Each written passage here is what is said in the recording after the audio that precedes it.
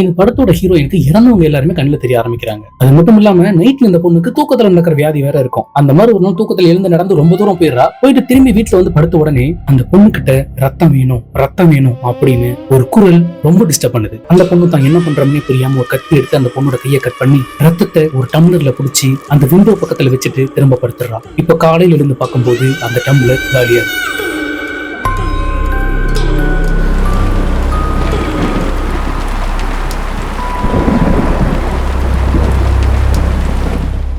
இந்த படம் பேரு தந்திரம். இப்போ படம் ஓபன் பண்ணா ஒரு இரவு வேலையில ஒரு வயசானவரு ஒரு காட்டுக்குள்ள காலை கடந்து முடிக்கல நடந்து போயிட்டு இருக்காரு. அப்படி போயிட்டு இருக்கும்போது அவரு மேல ஏதோ ஒண்ணு வந்து விழுகுது. அது என்னன்னு கையில எடுத்து பார்த்தா ஒரு கோழி ரத்தத்தோட இருக்கு. அதை பார்த்துட்டு அப்படியே மரத்து மேல பாக்குறாரு. ஒரு 10 வயசு பொண்ணு அந்த மரத்தோட கிளை மேல உட்கார்ந்து இருக்கு. அவர் பயந்து பாத்துக்கிட்டே இருக்கும்போது இன்னொரு கோழியை எடுத்து அதை கடிச்சு அந்த ரத்தத்தை குடிக்குது அந்த பொண்ணு. இப்போ சடனா அவர் முன்னால தலைகீழ வந்து பயமுறுத்துது. அவரும் பயந்து அலறி அங்கிருந்து ஓடிடுறாரு. இப்ப கட் பண்ணா ஹீரோயினை காட்டுறாங்க. ஹீரோயின் அன்னைக்கு காலையில அவங்க அப்பா குளிக்கிறதுக்காக சுடுதண்ணி வச்சு எடுத்து போய் பாத்ரூம் கதை ஓபன் பண்றா. உள்ள ஒரு பொண்ணோட ஆவி உட்கார்ந்து இருக்கு. அதை பார்த்து பயந்து பாத்துக்கிட்டே இருக்கா. ஆனா அந்த ஆவி வேற யாரு கண்ணுக்கும் தெரியல. அவளும் கேஷுவலா கிளம்பி காலேஜ் கிளம்பி போயிட்டு இருக்கா. இப்போ காலேஜ் கிளம்பி போயிட்டு இருக்கும்போது அவரோட ஃப்ரெண்ட்ஸ் எல்லாம் மீட் பண்ணி ஜாலியா பேசிட்டே நடந்து போயிட்டு இருக்காங்க. அப்பதான் ஹீரோ காட்டுறாங்க. இவரு தான் இந்த படத்தோட ஹீரோ. இவரு ஹீரோயினும் சின்ன வயசுல இருந்தே ஃப்ரெண்ட்ஸா இருப்பாங்க. இப்ப லவ் பண்ணிட்டு இருப்பாங்க. அப்படி பேசிட்டு ஊருக்கு வெளியில இருக்கிற காட்டுக்குள்ள நடந்து போயிட்டு இருக்கும்போது ஒரு பொண்ணு மரத்து மேல நின்று தூக்கு போட்டுக்குது. ஹீரோயின் அதை பார்த்து அப்படியே பயந்து பாத்துட்டு இருக்காங்க. அப்பதான் கூட இருக்க ஃப்ரெண்ட்ஸ் ஒரு விஷயத்த சொல்றாங்க. நீ எதுக்கு அந்த மரத்தையே பாத்துட்டு இருக்க? இப்ப மட்டும் இல்ல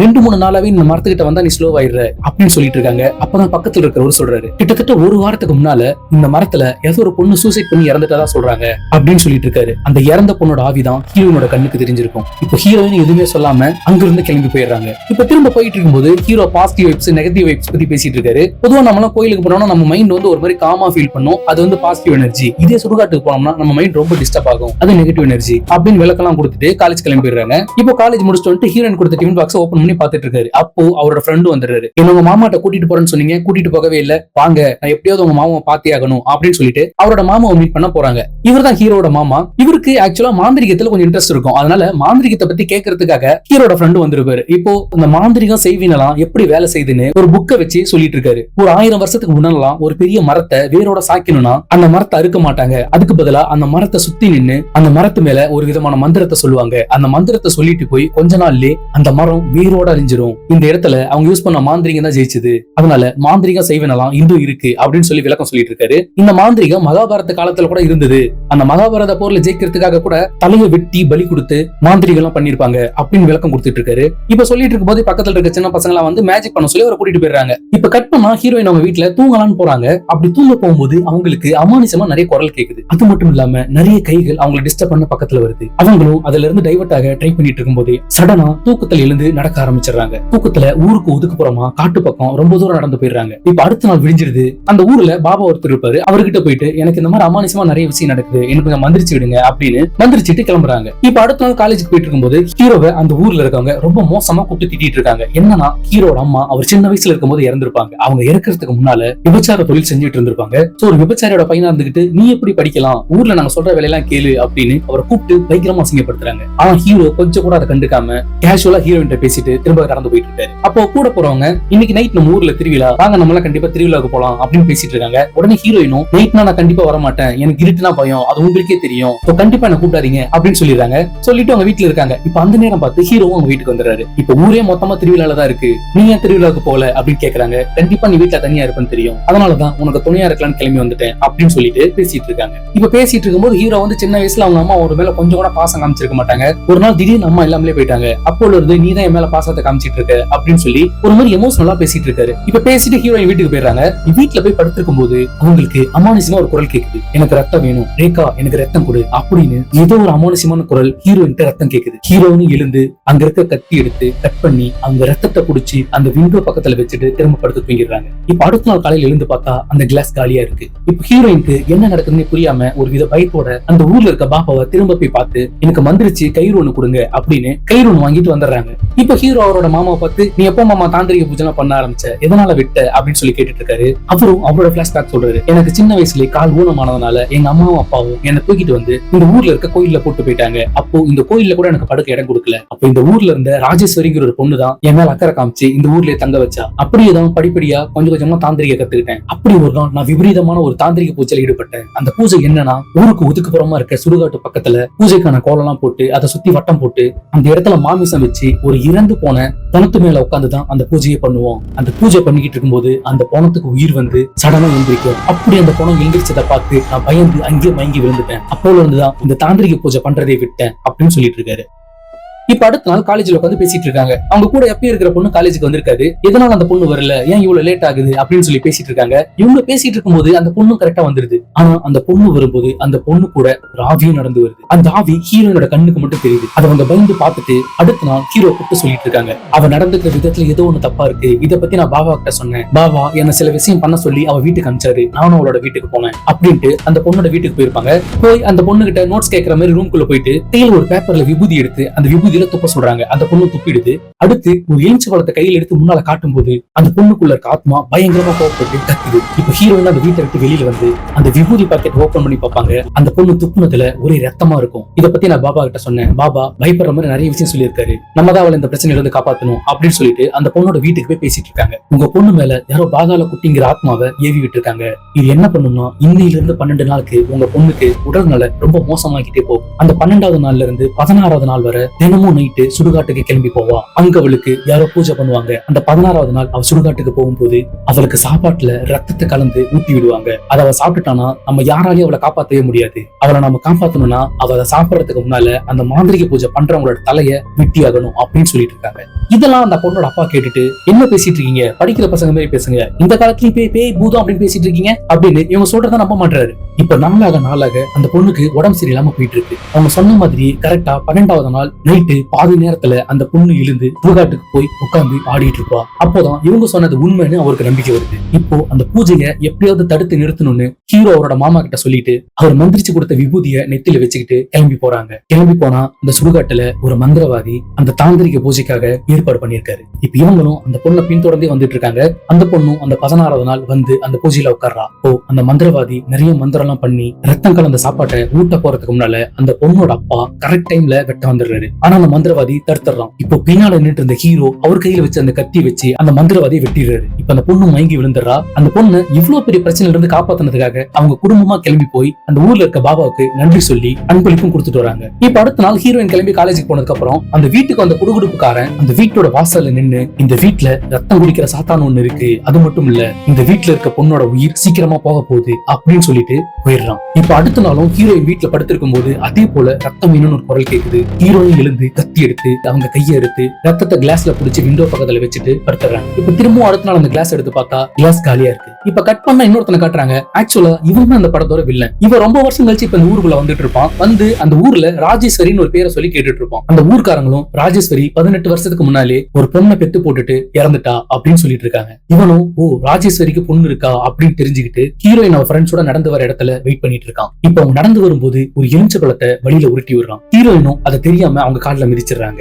இப்ப அவங்க கால்ல மிதிச்ச எலுமிச்சை பழத்தை நடுராத்திரி ஊருக்கு வெளியே இருக்க ஒரு இடத்துல வச்சு பூஜை பண்ணிட்டு இருக்கான். இப்ப இவன் பூஜை பண்ண ஒரு திருநங்கையோட ஆத்மா வருது. அந்த திருநங்கையோட ஆத்மா அவங்க முடிய பிடிச்சு இழுத்து பயங்கரமா சித்திரவதை பண்ணிட்டு இருக்கு. அப்போ பக்கத்துல இருந்த மந்திரிச்ச தகுடு அவங்க கையில எடுத்ததும் அந்த ஆத்மா அவங்களை விட்டு போயிடுது. இப்ப அடுத்த நாள் அவங்களுக்கு நடந்ததை பத்தி அந்த பாபா கிட்ட சொல்லிட்டு இருக்காங்க. அந்த பாபாவும் இதுக்கு சிறப்பு பூஜை பண்ணி ஆகணும், நீ உள்ள இரு அப்படின்னு ஹீரோனை வச்சு இதை பூஜை பண்ணிட்டு இருக்காரு. இவரு இங்க பூஜை பண்ண அங்க அந்த வில்லன் பண்ற பூஜை டிஸ்டர்ப் ஆகுது. இப்ப வில்லனும் இதுக்கு காரணமானவங்கள நான் சும்மா விட மாட்டேன் அப்படின்னு யோசிச்சுட்டு இருக்கான். இப்ப கட் பண்ணா அந்த பாபா ஊருக்கு வெளியில இருக்க காட்டுக்குள்ள நடந்து எங்கேயோ வெளியே போயிட்டு ஒரு காட்டு வழியா அந்த ஊருக்கு வந்துட்டு இருக்காரு. அப்போ யாரோ ஒரு பொண்ணு சிரிக்கிற சத்தம் கேக்குது. யாரு சிரிக்கிறாங்கன்னு சுத்தி முத்தி பாத்துட்டு போனா தலையில 4 முழம் மல்லிப்பூ வச்சுக்கிட்டு ஒரு பொண்ணு நின்னு சிரிச்சிட்டு இருக்கு. அவரும் பக்கத்துல போய் பாக்குறாரு. பார்த்தாதான் தெரியுது அது பேய்னு. இப்ப இவரும் அந்த பேய் கிட்ட இருந்து தப்பிச்சு அங்க இங்க ஓடுறாரு. ஆனா அந்த பேய் அவரை அந்த இடத்துலயே பொண்ணு போட்டுட்டு இப்போ உனக்கு சந்தோஷமா, நீ கேட்டதுக்காக நான் வந்து பண்ணேன் அப்படின்னு சொல்லிட்டு அங்க இருந்து போயிடுது. இப்ப அடுத்த நாள் ஹீரோ உட்காந்து டீ கடையில டீ குடிச்சிட்டு இருக்கும்போது ஹீரோட ஃப்ரெண்டு ஓடி வந்து, நம்ம ஊர் பாபா இறந்துட்டாரு, அதுவும் ரொம்ப மர்மமான முறையில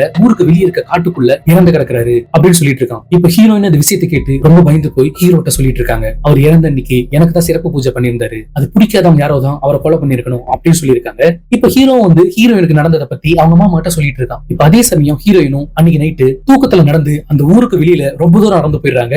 அப்படி நடந்து போய்கிட்டு இருக்கும்போது சின்ன வயசுல இருந்து போன ஹீரோட அம்மாவை பாக்குறாங்க. அவங்க பார்த்து அவங்க கிட்ட பேச கிட்ட போகிறதுக்குள்ள அவங்க ஆத்மா மறைஞ்சு போயிடுது. இப்ப ஹீரோவும் ஹீரோட மாமா கிட்ட உனக்கு தான் தாந்திரிக பூஜை தெரியும்ல, உனக்கு பிடிச்ச பொண்ணை வசியப்படுத்துறதுக்காக நீ எப்பவாவது அந்த பூஜை பண்ணிருக்கியா அப்படின்னு சொல்லி கேட்டுட்டு இருக்கான். அவர் வயசு பையனா இருக்கும்போது அவர் காதலிச்ச பொண்ணை வசியம் பண்றதுக்காக அவரு ஒரு நாள் ஒரு தாந்திரிக பூஜை ஈடுபட்டு இருப்பாரு. அப்படி அந்த பூஜை யார் மேல பண்றாரோ அவங்க வசியமாகி அந்த இடத்துக்கே கிளம்பி வந்துருவாங்க. இப்படிதான் அந்த பொண்ணு கிளம்பி வந்தது. அவ என் பூஜையில வசியமாயிட்டான் தான் நான் நினைச்சேன், ஆனா அவ வசியமாகல. அவளும் உன் பூஜை என்கிட்ட பலிக்காது, ஏன்னா என்கிட்ட மனசுன்னு ஒண்ணு சுத்தமா இல்லவே இல்ல. சோ நீ தேவையில்லாம பூஜை அது இதுன்னு எதுவும் பண்ணிட்டு இருக்காத, இதுக்கப்புறம் இந்த பூஜை நீ பண்ண மாட்டேன்னு எனக்கு சத்தியம் பண்ணி கொடு அப்படின்னு அந்த பொண்ணு சத்தியம் வாங்கிட்டு போயிருக்கோம். அதனாலதான் இவர் அதுக்கப்புறம் எந்த பூஜையுமே ஈடுபட்டு இருக்க மாட்டாரு. இப்போ ஹீரோ கிட்ட ஹீரோயினுக்கு நடந்துட்டு இருக்க பிரச்சனைக்கு என்னால இப்போதைக்கு உதவி பண்ண முடியாது, நீ பக்கத்தூர்ல நான் சொல்ற சாமியாரை போய் பாரு அப்படின்னு அனுப்பி வைக்கிறாரு. ஹீரோ போய் பக்கத்தூர்ல இருக்கிற ஒரு சாமியாரை பார்த்து ஹீரோயினுக்கு நடந்துட்டு இருக்கிற எல்லா பிரச்சனையும் சொல்லிட்டு இருக்காரு. இப்ப அவரும் ஹீரோயின் இந்த பிரச்சனையில இருந்து தப்பிக்கிறதுக்காக ஒரு சிறப்பு பூஜை ஒண்ணு பண்ணிட்டு இருக்காரு. அதே நேரம் இந்த மந்திரவாதியும் ஹீரோயின் மேல செய்வன வச்சிட்டு இருக்கான். அப்போ ஹீரோயின் வீட்டுல இருக்கும்போது பயங்கரமா வயிற்று வலி ஏற்படுது. அந்த வயிற்று வலியில பயங்கரமா துடிச்சிட்டு இருக்கும்போது ரத்தமா வாங்கி இருக்கிறா. அது மட்டும் இல்லாம அவ வாய்க்குள்ள இருந்து ஒரே முடியா வருது. அது மட்டும் இல்லாம அந்த மந்திரவாதி பண்ற பூஜையால ஹீரோயின் ரொம்ப துடிச்சிட்டு இருக்கா. இங்கேயும் அந்த சாமியாரு ஹீரோயினுக்கு அந்த பிரச்சனை சரியாயிடுச்சு, இதுக்கு மேல ஹீரோயினுக்கு அந்த பிரச்சனை வராது அப்படின்னு சொல்லி அனுப்பி வச்சிடறாரு. இங்க ஹீரோயினுக்கு நார்மல் ஆயிடுது.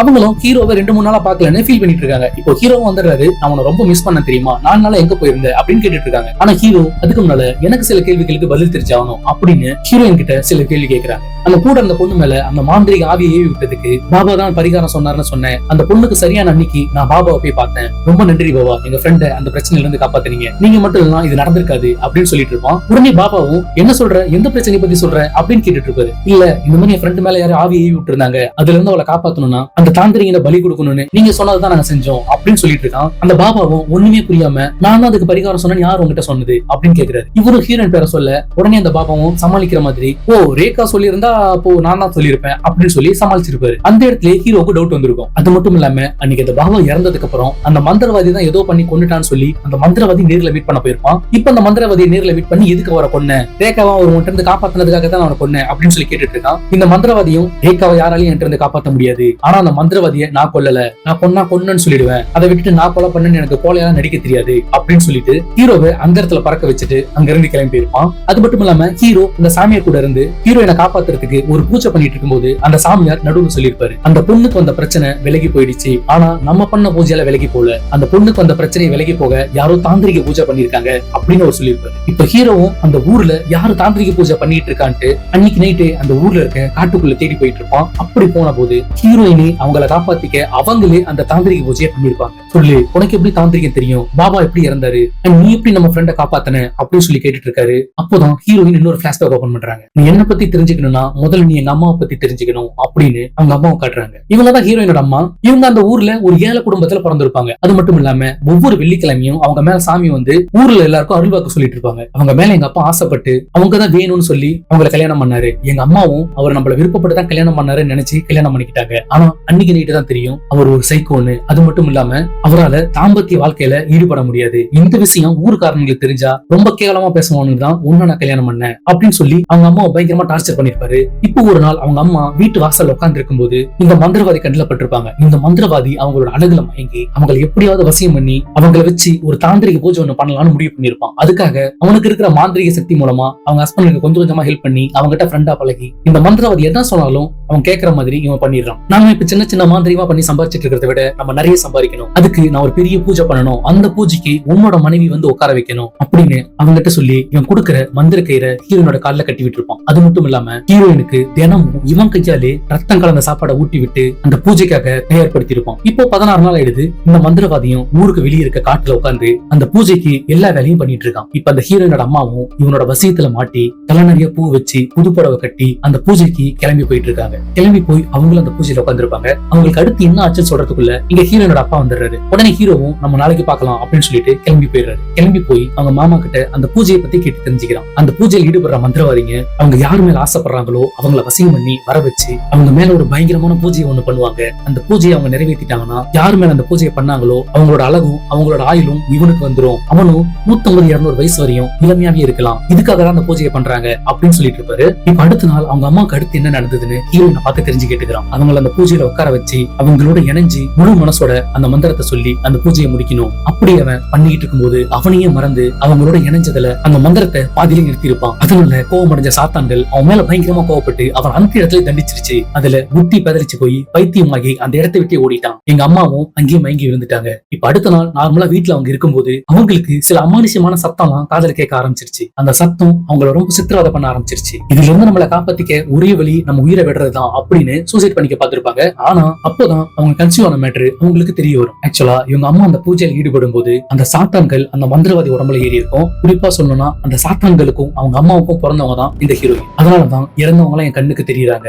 அது மட்டும் இல்லாம எனக்கு இருட்டுனா நான் பயமே சொல்றது எனக்கு நானே போட்டுக்கிட்ட முகமூடி. எனக்கு இருட்டு தான் பயமே கிடையாது. அப்படிதான் அவங்க ஃப்ரெண்டோட பிரச்சனை என்னங்கறத அவங்களே கண்டுபிடிச்சு அதுக்கான வழியும் சொல்லியிருப்பாங்க. இப்போ பாபா எப்படி செத்தாருன்னா இவங்களுக்கு அந்த பாபாவை சின்ன வயசுல இருந்தே தெரியும். அவர் இறந்த அன்னைக்கு ஹீரோயின் அவரை பார்க்க போயிருப்பாங்க. ஹீரோயினும் அவங்களுக்கு அமானுஷ்யமா நிறைய விஷயங்கள் நடந்ததை சொல்லி அவரும் ஒரு சிறப்பு பூஜை பண்றான்னு உள்ள கூட்டு போயிருப்பாரு. ஆனா அவர் பூஜை பண்ணாம ஹீரோயின் கிட்ட தப்பா நடந்துக்க பார்த்திருப்பாரு. ஹீரோயினும் அங்க இருந்து கிளம்பி வந்திருப்பாங்க. அவரை எனக்கு சின்ன வயசுல இருந்து தெரியும், நான் அவரை என் அப்பா மாதிரி தான் பார்த்தேன், ஆனா என்கிட்ட அவர் தப்பா நடந்துக்க பார்த்தாரு, என் மேல கை வைக்க வந்த மாதிரி எத்தனை பொண்ணுங்க மேல கை வச்சிருப்பாரு. அதனால இனிமே அவர் அந்த தப்ப பண்ணவே கூடாதுங்கிறதுக்காக தான் அவர் மேல பேயை ஏவி விட்டு கொலை பண்ணேன் அப்படின்னு சொல்லிட்டு இருப்பாங்க. அது மட்டும் இல்லாம எனக்கு நடந்த பிரச்சனையில இருந்து என்ன நானே காப்பாத்திக்கதான் அந்த தாந்திரிக பூஜையை நானே பண்ணேன் அப்படின்னு சொல்லிட்டு இருப்பாங்க. உனக்கு எப்படி இந்த பூஜை பண்ணலாம் தெரியும் அப்படின்னு சொல்லி ஹீரோ சார் கேட்க, எங்க அம்மா நான் பிறந்தப்பே வேணா இறந்திருக்கலாம், ஆனா அவங்க இறந்ததுல இருந்து ஒரு நொடி கூட என்னை விட்டு பிரியல, என் கூடவே தான் இருந்தாங்க. அவங்க தான் இந்த தாந்திரிக பூஜை எப்படி பண்றது எனக்கு சொல்லி கொடுத்தாங்க. ஏன் இப்ப கூட அவங்க என் பக்கத்துல தான் இருக்காங்க அப்படின்னு சொல்லிட்டு இருக்காங்க. பக்கத்துல அவங்க அம்மாவும் ஆத்மாவா நின்னுட்டு இருக்காங்க. இப்ப பேசிட்டு ஹீரோனோட வீட்டுக்கு வந்து ரெண்டு பேரும் அப்படி இப்படி விளையாண்டு கொஞ்சம் ரொமான்ஸ் பண்ணிக்க ஆரம்பிக்கிறாங்க. ரொமான்ஸ் பண்ணிட்டு இருக்கும்போது ஹீரோனோட உதட்டுல காயம் பட்டுருது. அப்பதான் அவங்களுக்கு இன்னொரு விஷயமும் ஞாபகம் வருது. நான் உங்ககிட்ட இன்னொரு விஷயமா சொன்னோம், அதை நான் உங்ககிட்ட சொல்ல மறந்துட்டேன் அப்படின்னு சொல்றாங்க. உங்க அம்மா நீ சின்ன வயசுல இருக்கும்போது சாதாரணமா சாகல, அவங்க எப்படி இறந்தாங்கன்னா எனக்கு இருக்க சக்தி ஒவ்வொரு பௌர்ணமி அப்பையும் பலவீனமாகும், அப்போ ரத்தம் குடிச்சா மட்டும்தான் எனக்கு என் சக்தி கிடைக்கும். அதனால சின்ன வயசுல அந்த ஊர்ல இருக்க சின்ன சின்ன உயிரினங்கள் எல்லாம் புடிச்சு ரத்தம் குடிச்சிட்டு இருந்திருப்பாங்க. அப்படி ஒரு நாள் அந்த ஊர்ல இருக்க காட்டுக்குள்ள ஒரு உயிரினத்தை புடிச்சு அந்த பொண்ணு ரத்தம் குடிச்சிட்டு இருக்கிறத இந்த ஹீரோட அம்மா பார்த்திருப்பாங்க. பார்த்து அங்க இருந்து பயந்து ஓடும் போது எதிரில வந்த லாரியில் அடிபட்டு தான் இறந்துட்டாங்க அப்படின்னு சொல்றான். இதை கேட்டு ஹீரோ ரொம்ப உடஞ்சு உட்காந்து அழ ஆரம்பிச்சிடறான். இதனாலதான் சின்ன வயசுல நீயே வந்து என்கிட்ட பேசினியா அப்படின்னு ஃபீல் பண்ணி அழுதுட்டு இருக்கான். அப்போ ஹீரோயின் ஒரு கட்டத்துக்கு மேல ஒரு உயிரை கொண்டு நான் ரத்தம் குடிக்கிறத நிறுத்திட்டேன், அதுக்கு பதிலா ஒவ்வொரு பௌர்ணமி அப்பையும் என் உடம்பு கிழிச்சு என் ரத்தத்தை குடிச்சு நானே குடிச்சுக்கிட்டு இருக்கேன் அப்படின்னு சொல்லிட்டு இருப்பாங்க. இப்ப ஹீரோவும் அழுதுகிட்டே அங்க இருந்து கிளம்பி போயிடுறான். கிளம்பி போய் அவங்க மாமா கிட்ட சொல்லிட்டு இருக்கான். இப்போ ஹீரோ அவங்க மாமா கிட்ட பேசிட்டு இருக்கும்போது, மாமா உண்மையை சொல்லுங்க, நீங்க காதலிச்சது ரேகாவோட அம்மாவை தானே அப்படின்னு சொல்றான். அவரும் இந்த விஷயம் எப்படி உனக்கு தெரியும் அப்படின்னு கேட்க, ஒரு நாள் நீங்க பாதி நேரத்துல எங்கேயோ கிளம்பி போனீங்க, நீங்க எங்க கிளம்பி போறீங்கன்னு பார்க்க உங்க பின்னாலேயே தொடர்ந்து வந்தேன். அப்பதான் ரேகா பண்ணிட்டு இருக்க தாந்திரிக பூஜைக்கு அந்த பூஜைக்கான பொருள்லாம் நீங்க கொண்டு போய் கொடுத்துட்டு இருக்கிறத நான் பார்த்தேன், சொல்லுங்க எதுக்கு இதெல்லாம் பண்ணிட்டு இருக்கீங்க அப்படின்னு சொல்லி கேட்கறான். அவரும் ஹீரோயினோட அம்மா கல்யாணம் ஆன விஷயம் தெரிஞ்சு நான் பயங்கரமா குடிச்சிட்டு சுத்திட்டு இருந்தேன், அது மட்டும் இல்லாம தினமும் அவங்க வீட்டு வாசல் முன்னால போய் நின்று ஒரு தடவையாவது அவங்க முகத்தை பார்க்க மாட்டோமான்னு பாத்துட்டு இருப்பேன். அப்படி ஒரு வாரமா அவங்க வெளியே வரவே இல்லை. எதனால வெளியில வரலன்னு ஒண்ணுமே புரியல. அப்படி ஒரு நாள் ஊருக்கு வெளியில இருக்க காட்டுக்குள்ள நான் போயிட்டு இருக்கும்போது அந்த மந்திரவாதி ஒரு தாந்திரிக பூஜைக்கு ரெடி ஆகிட்டு இருந்தான். அவனோட பூஜை முழுமையடைய கூடாதுங்கிறதுக்காக நான் தான் அவன் பூஜையில குடிச்ச சாராயத்துல கஞ்சாவை கலந்தேன். அதனால ராஜேஸ்வரியோட அந்த நிலைமைக்கு நானும் ஒரு காரணம் தான். அந்த நன்றி கடனுக்காக தான் ராஜேஸ்வரியோட பொண்ணு ரேகாவுக்கு சின்ன வயசுல இருந்து நான் எல்லா உதவியும் செஞ்சுட்டு இருக்கேன் அப்படின்னு சொல்றான். இப்ப அந்த ஊர்ல இருக்கிற ஒரு சின்ன பையனுக்கு ரொம்ப உடம்பு சரியில்லாம போயிடுது. எதனால உடம்பு சரியில்லாம போச்சு, ஹாஸ்பிட்டல் எல்லாம் கூட்டு போய் பாத்துருக்காங்க. ஆனா அப்பயும் ஒண்ணுமே சரியாகல. இப்ப அந்த சின்ன பையன் இறந்துடுறான். இறந்து அந்த ஊரே பயங்கரமா சாக்குல இருக்காங்க. நம்ம ஊருக்கு ஏன் அப்படி ஆச்சு, நம்ம ஊர்ல இருக்கிற சின்ன சின்ன பசங்க ஒவ்வொருத்தங்களும் இறக்க ஆரம்பிக்கிறாங்க அப்படின்னு அழுதுகிட்டு இருக்கும் போது அந்த மந்திரவாதி அங்க வந்து, இதுக்கெல்லாம் காரணம் இந்த ஊருக்கு ஒரு பீட ஒண்ணு பிடிச்சிருக்கு, அது என்னன்னா ஒரு துஷ்ட சக்திக்கு பிறந்த பொண்ணு இந்த ஊர்ல ஒரு பூஜை ஒண்ணு பண்ணிட்டு இருக்கு அப்படின்னு சொல்றான். யார் அந்த பொண்ணுன்னு கேட்க ஹீரோனோட பேரை சொல்லி அவதான் அந்த பூஜை எல்லாம் பண்ணிட்டு இருக்கான் அப்படின்னு சொல்றான். உடனே அந்த ஊர்ல ஒருத்தன், ஆமா நானும் கொஞ்ச நாளைக்கு முன்னால நம்ம ஊர்ல சுடுகாட்டுல பார்க்கும்போது தூரத்துல ஒரு பொண்ணு உட்காந்து ஒரு பூஜை ஒண்ணு பண்ணிட்டு இருந்தா, பார்க்க அந்த பொண்ணு மாதிரி தான் தெரிஞ்சா அப்படின்னு சொல்றான். இப்ப அந்த ஊர்ல அந்த பொண்ணை பஞ்சாயத்துல நிக்க வச்சு அந்த பொண்ணை ஊரை விட்டு ஒதுக்கி வைக்கணும், எதுக்கும் அந்த பொண்ணு ஊருக்குள்ள வரக்கூடாதுன்னு சொல்லி பேசிட்டு இருக்காங்க. இப்ப அவங்க பேசிட்டு இருக்கும் போது அந்த மந்திரவாதி பின்பக்கமா வந்து அந்த பொண்ணை பேச விடாம அந்த பொண்ணோட வாயை கட்டி ஊருக்கு வெளியே இருக்க ஒரு பெரிய ஆலமரத்துல கட்டி போட்டுறான். இந்த ஊர் நல்லா இருக்கணும்னா இந்த பொண்ணுக்கு நான் ஒரு பூஜை பண்ணி ஆகணும், அதனால நீங்க எல்லாம் கிளம்புங்க நான் பாத்துக்கிறேன் அப்படின்னு சொல்லிட்டு அந்த ஊர்க்காரங்க எல்லாரையும் அனுப்பி வச்சுட்டு இப்போ ஹீரோயின்ட்ட வந்து சொல்லிட்டு இருக்கான். 18 வருஷத்துக்கு முன்னால உன் அம்மா மேல அந்த பூஜையை பண்ண போய் புத்தி பெதலிச்சு போய் எங்கெங்கயோ போய் இப்பதான் நான் சரியாகி வந்திருக்கேன். உன்கிட்ட நிறைய சக்தி இருக்கிறதெல்லாம் நான் தெரிஞ்சுக்கிட்டேன். உன்ன இந்த பூஜையில பலி கொடுத்தா எனக்கு அதீதமான சக்தி கிடைக்கும், அதனால உன்னை பலி கொடுக்க போறேன்னு சொல்லிட்டு அந்த பொண்ணு பலி கொடுக்க உட்காந்து பூஜை பண்ணிட்டு இருக்கான். இப்போ பூஜை பண்ணிட்டு இருக்கும்போது கரெக்ட் டைம்ல ஹீரோ வந்துடுறான். ஹீரோ வந்து அந்த பொண்ணை காப்பாத்த ட்ரை பண்ணிட்டு இருக்கான். ஆனா அந்த மந்திரவாதி மந்திரவாதி ஹீரோ மேல ஒரு மந்திரக்கட்டு போட்டு ஹீரோயின் பக்கத்துல போக விடாம அப்படியே நிறுத்திடுறான். அப்பதான் ஹீரோக்கு ஒரு விஷயம் ஞாபகம் வருது. ஹீரோயினுக்கு ஒவ்வொரு பௌர்ணமி அப்பயும் ரத்தம் குடிச்சா அவளோட சக்தி பல மடங்கு பெருகும். அது ஞாபகம் வந்து அவனே அவனோட நாக்க கடிச்சு அந்த ரத்தத்தை ஹீரோயினோட முகத்துல துப்புறான். ஹீரோயினோட முதட்டுல அந்த ரத்தம் பட்ட உடனே ஹீரோயினோட சக்தி அதிகமாயிடுது. அவன் அந்த கட்டை அவுக்கிட்டு வந்து அந்த மந்திரவாதி கூட சண்டை போடுறான். இப்ப அந்த மந்திரவாதி மந்திரத்து மூலமா ஹீரோவை அடிக்க அவளும் ஒண்ணுமே பண்ண முடியாம கீழே உட்காந்து அழுதுட்டு இருக்கா. இப்ப மந்திரவாதியும் அவளுக்காக அந்த பூஜையை பண்ண ஸ்டார்ட் பண்றான். இப்போ ஹீரோயினோட அம்மாவோட ஆவி ஹீரோ கிட்ட வந்து உட்காந்து பேசி அவர் எழுந்திரிக்க வச்சிடறாங்க. இப்போ ஹீரோவும் எழுந்து ஒரு கட்டை எடுத்து அந்த மந்திரவாதியோட வாயை அடிச்சு உடைச்சிடறான். இப்ப அந்த மந்திரவாதி பண்ணிட்டு இருந்த பூஜை பாதியில நின்னாலோ இல்ல அந்த மந்திரவாதியோட ரத்தத்தை அவனே பார்த்தாலோ அவன் எந்த சாத்தான்களுக்காக அந்த பூஜையை பண்றானோ அந்த சாத்தான்களையும் அவனை கொன்னுடும். அதனால உடனே அந்த இடத்துக்கு அகூரமா சிலது ஏதோ வந்து அந்த மந்திரவாதியை அங்கேயே கடிச்சு சாப்பிடுதுங்க. இப்ப ஹீரோவும் ஹீரோயினும் அந்த காட்டுக்குள்ள நடந்து வந்துட்டு இருக்காங்க. அப்படி நடந்து வரும்போது ஹீரோ கேட்கிறான், எங்க அம்மாவை நீ அடிக்கடி பாப்பியா அப்படின்னு சொல்லி கேட்க ஹீரோயினும் உங்க அம்மா இங்கதான் இருக்காங்க, இப்ப கூட என் பக்கத்துலதான் நிக்கிறாங்க அப்படின்னு சொல்றான். இப்ப ஹீரோட அம்மா பேசுறது ஹீரோவுக்கு கேக்குது. ஆனா அவனோட கண்ணுக்கு அவங்க உருவம் தெரியல. ஹீரோட அம்மா சின்ன வயசுலயே அவன் மேல பாசமா தான் இருந்திருப்பாங்க. ஆனா எங்க அதை காட்டினா அவங்க போற இடத்துக்குலாம் நானும் வரேன்னு சொல்லுவாங்கிறதுனாலதான் அவன் மேல வெறுப்பா இருக்கிற மாதிரி நடிச்சிருப்பாங்க. நான் இந்த தப்பான தொழிலுக்கு போனதே உன்னை காப்பாத்தணுங்கிறதுக்காக தான் அப்படின்னு சொல்லிட்டு இருக்காங்க. இப்ப ஹீரோவும் பயங்கரமா அழுதுட்டு இருக்காரு. இப்ப அதோட இந்த படம் முடிஞ்சது. இந்த படத்தோட பேரு தந்திரம். இந்த படத்தை நீங்க யாரும் பார்க்கலனா யூடியூப்லயே ஃப்ரீயா இருக்கு, சோ பாருங்க. இந்த வீடியோ உங்களுக்கு பிடிச்சிருந்தா லைக் பண்ணுங்க அண்ட் மறக்காம நம்ம பிளாஸ்ட் யூடியூப் சேனலை சப்ஸ்கிரைப் பண்ணுங்க. திரும்ப இதே போல இன்னொரு இன்ட்ரெஸ்டிங் வீடியோட உங்க எல்லாரையும் சந்திக்கிறேன். And this is Vijayakumar signing off. By.